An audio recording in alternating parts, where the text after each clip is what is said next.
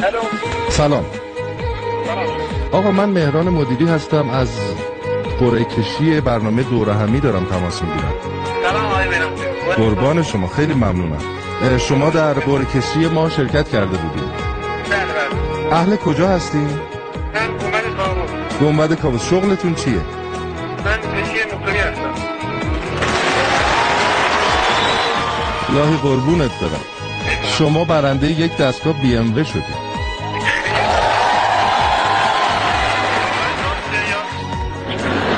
من یه نفری نمیتونم اینقدر دست بزنم. امروز. الو. سلام. آقا من مهران مدیری هستم، از قرعه کشی برنامه دوره همی دارم تماس میگیرم. سلام آقای مهران. قربان شما، خیلی ممنونم. شما در قرعه کشی ما شرکت کرده بودید. بله بله. اهل کجا هستین؟ من گنبد کابوس. گنبد کابوس. شغلتون چیه؟ من کشی موتوری هستم.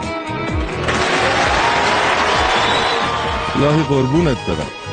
شما برنده یک دستگاه BMW شدید.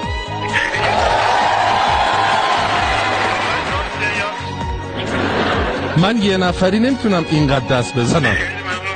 قربون شما. باهاش چیکار میکنیم؟ اگه قسمت کن بعد برای خونه. آها، یعنی میفروشینش، از پولش استفاده میکنیم.